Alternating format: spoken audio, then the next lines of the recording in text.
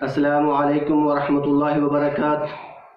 الحمدللہ والصلاة والسلام علی رسول اللہ، اما بعد فاعوذ باللہ من الشیطان الرجیم، بسم اللہ الرحمن الرحیم۔ فتنوں کا مکمل دورہ چل رہا ہے۔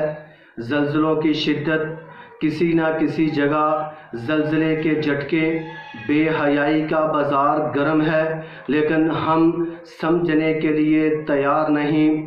اسی وجہ سے رزق کے اندر، ہمارے رزق کے اندر کمی پیشیاں ہو رہی ہیں۔ بے حیائی کا عالمی دن 14 فروری ویلنٹائن ڈے، اس میں ہم ایسے کام کرتے ہیں جو اسلامی تعلیم کے برعکس شرم و حیا سے عاری، زانی جوڑے کی تقلید، یہود و نصارہ کی مشابہت، اللہ کے عذاب کو دعوت، حواس خمسہ کا زنا، اسراف، بدکاری کی وارداتوں میں اضافے کا سبب یہ دل اور پھول کا نہیں، دین کا معاملہ ہے۔ نبی مکرم صلی اللہ علیہ وآلہ وسلم نے ارشاد فرمایا کہ سنن ابن ماجہ کے اندر یہ روایت ہے، ان لکل دین خلقا وخلق الاسلام الحیاء، کہ بے شک ہر دین کی ایک خصلت ہوتی ہے اور اسلام کی خصلت حیا ہے۔ حیا، الحیاء من الایمان، حیا ایمان میں سے ہے۔ یقیناً اگر ہمارے اندر حیا ہوگا تو ہمارے اندر ایمان بھی ہوگا۔ یاد رکھیں، اگر حیا نہیں ہوگا تو ایمان بھی ہمارا نہیں ہوگا۔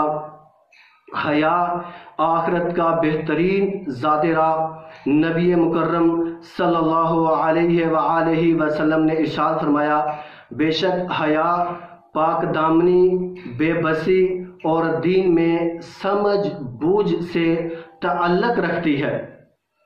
بے شک حیا پاک دامنی، بے بسی اور دین میں سمجھ بوجھ ایمان سے تعلق رکھتی ہے، اور اس سے دنیا میں کمی اور آخرت میں اضافہ ہوتا ہے، اور آخرت کا اضافہ دنیا کے نقصان سے بہت بہتر ہے۔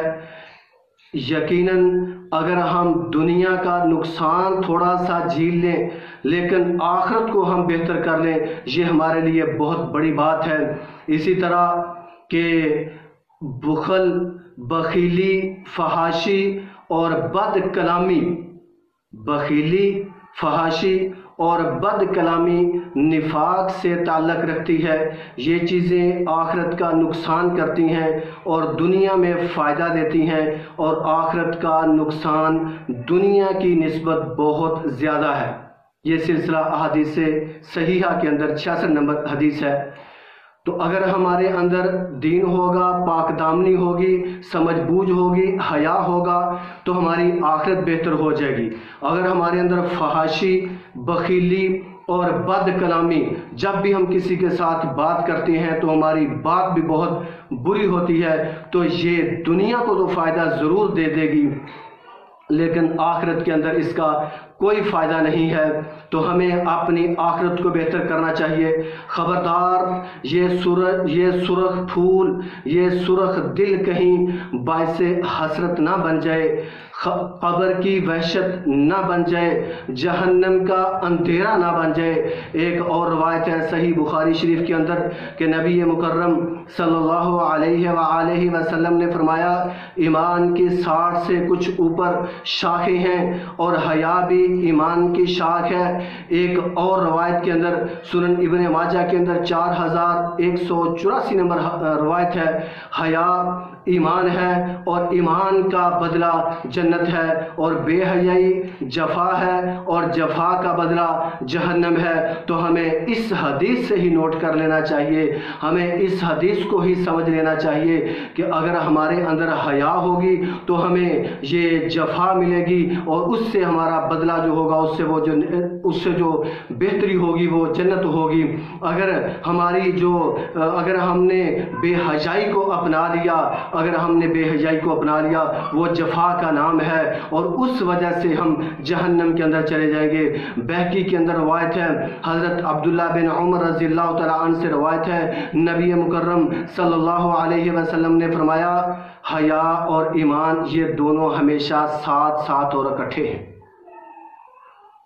حیا اور ایمان یہ دونوں ساتھ ساتھ اور اکٹھے رہتے ہیں۔ جب ان دونوں میں سے کوئی ایک اٹھا لیا جائے تو دوسرا بھی اس سے اٹھ جاتا ہے۔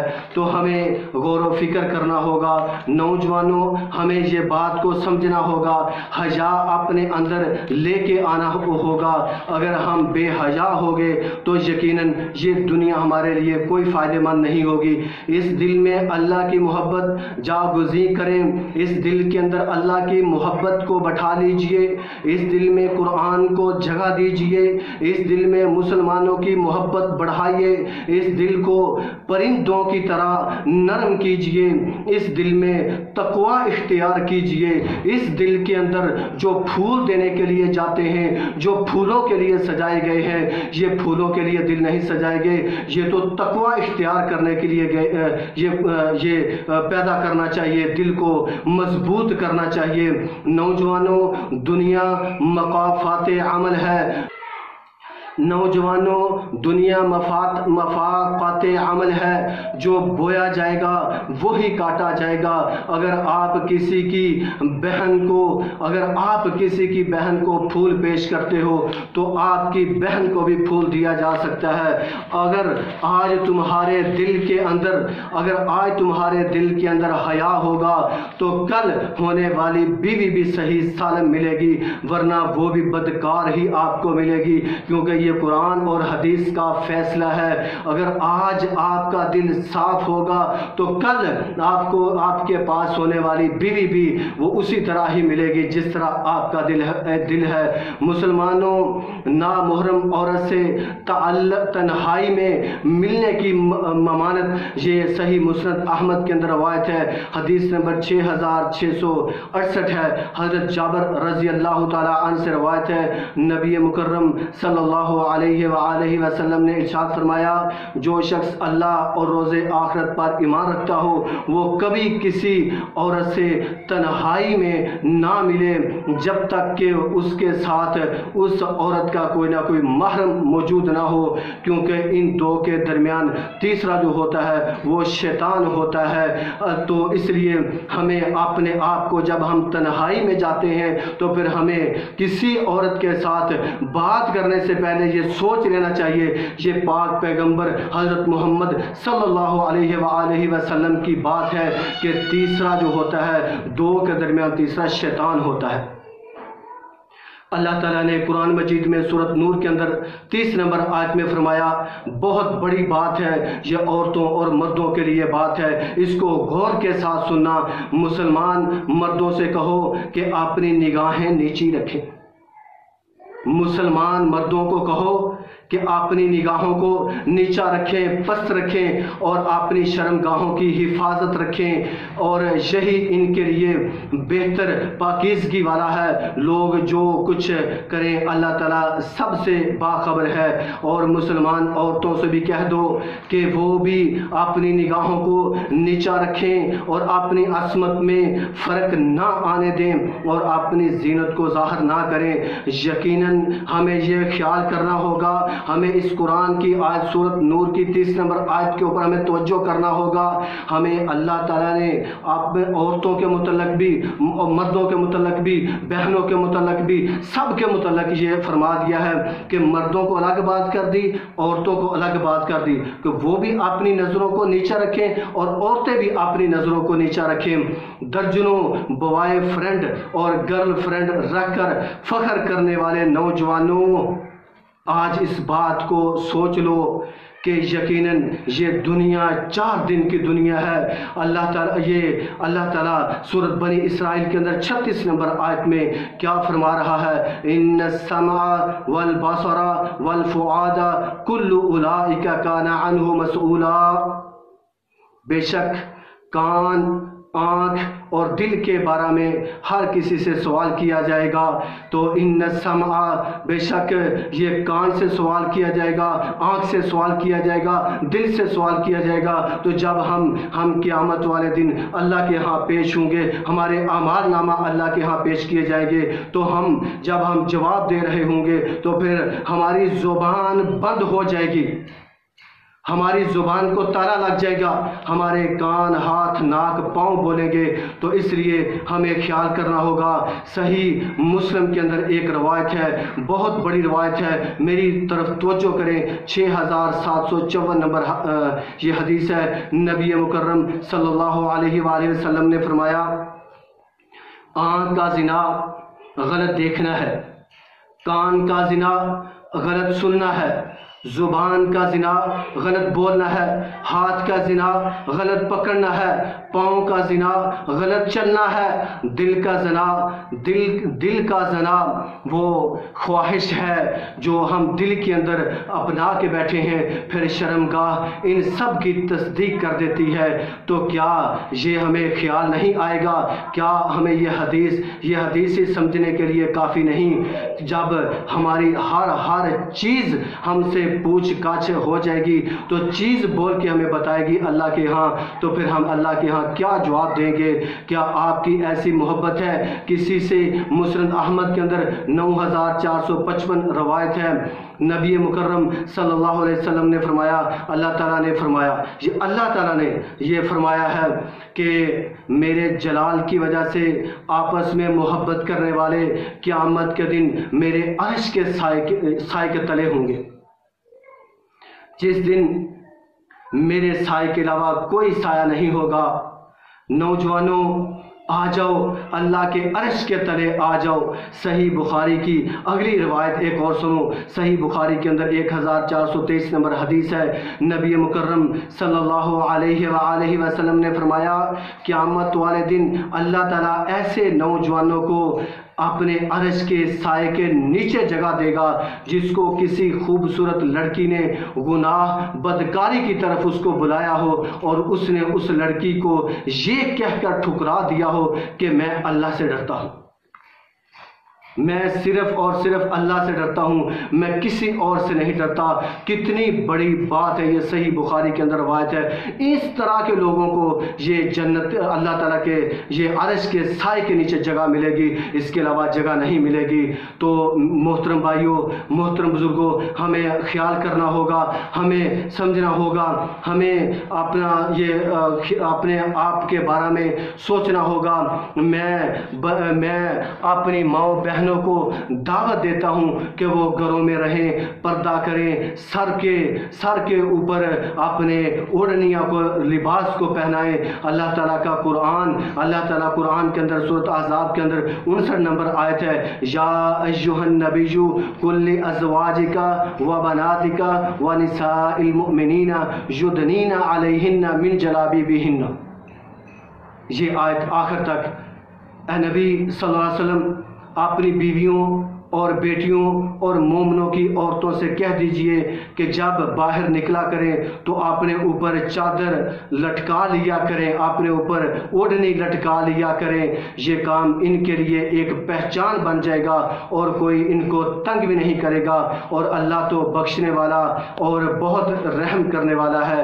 تو یقیناً جب عورتیں یہ بات کو سمجھیں گی، جب عورتیں اس بات پہ غور و فکر کریں گی تو صحیح بات ہے، پھر ہی ہمارے معاملات بہتر ہو جائیں گے، پھر ہی ہم اپنے آپ کو صحیح کر سکیں گے. تو آج کل کی نئی جنریشن، نئی لڑکیاں، نئی جو بہنیں ہیں، یقیناً وہ یہ خیال نہیں کرتی، وہ اپنے سروں سے دوپٹہ اتارنے کو وہ خوش ہوتی ہیں. حالانکہ اسلام کے اندر یہ بات نہیں ہے، اسلام کے اندر یہ بات نہیں ہے. حجاب کے متعلق میں خوبصورت الفاظ آپ کو بتا دینا چاہتا ہوں، ان الفاظ کو غور کے ساتھ سننا. حجاب عورت کی پہچان، حجاب عورت کا معراج، حجاب عورت کا حسن، حجاب عورت کا زیور، حجاب عورت کی زینت، حجاب عورت کا محافظ، حجاب عورت کا ماسک، حجاب عورت کی عفت و عصمت کا ضامن ہے. جو عورت اپنے سر کے اوپر اوڑھنی لٹکاتی ہے، اپنے اوپر کپڑا رکھ کے رکھتی ہے، یقیناً وہ دنیا کے اندر بھی کامیاب ہوگی، دنیا کے اندر بھی اس کو عزت ملے گی اور آخرت کے اندر بھی اس کو عزت ملے گی۔ بس آخری بات میں کر کے اپنی بات کو ختم کروں گا۔ تو نوجوانوں، بھائیوں، بہنوں، میں ایک آپ کو لاسٹ میں دعا سکھانا چاہتا ہوں، میرے ساتھ آپ بھی وہ دعا کو سیکھ لیں۔ پہلے دعا کو پڑھیں، میں ترجمہ بھی اس کے ساتھ کر دوں گا کہ نبی مکرم صلی اللہ علیہ وآلہ وسلم نے فرمایا، اللہم انی اعوذ بک من شر سمعی ومن شر بصری ومن شر لسانی ومن شر قلبی ومن شر منیجی۔ یہ صحیح ترمذی کے اندر روایت ہے 3492 نمبر، اور ابو داؤد کے اندر روایت ہے 1551 نمبر۔ اللہم انی اعوذ بک من شر سمعی، اے اللہ میں تیری پناہ پکڑتا ہوں یہ سننے کے شر سے، کان کے شر سے، ومن شر بصری، اور میں تیری پناہ پکڑتا ہوں آنکھوں کے شر سے، ومن شر لسانی، اے اللہ میں تیری پناہ پکڑتا ہوں زبان کے شر سے، ومن شر قلبی، اے اللہ میں تیری پناہ پکڑتا ہوں دل کے شر سے، ومن شر منیجی، اور میں منی کے شر سے بھی تیری پناہ پکڑتا ہوں۔ تو بھائیوں یاد رکھو، اس بات کو میری کو غور کے ساتھ سن لینا کہ یہ حدیث کو، یہ سنن ابی داؤد، سنن ترمذی کے اندر یہ جو روایت ہے، یہ دعا ہے، اس کو اچھے طریقے کے ساتھ یاد کر لو۔ لاسٹ میں ایک دفعہ پھر پڑھا دیتا ہوں، اللہم انی اعوذ بک من شر سمعی ومن شر بصری ومن شر لسانی ومن شر قلبی ومن شر منیجی۔ تو اللہ سے دعا کرتے ہیں کہ اے اللہ ہمیں صحیح معنوں میں عمل کرنے والا بنا دے، اور جو ہمارے دل اور جو ہماری زبان اور ہمارا ہاتھ اور ہماری آنکھیں اور ہمارا پاؤں جو ہے، اے اللہ اس کو جس طرح تیری تعلیمات ہیں، نبی صلی اللہ علیہ وسلم کی تعلیمات ہے، اس کو اس طرح ہم کو عمل کرنے والا بنا دے۔ اقول قولی ھذا استغفر اللہ لی ولکم۔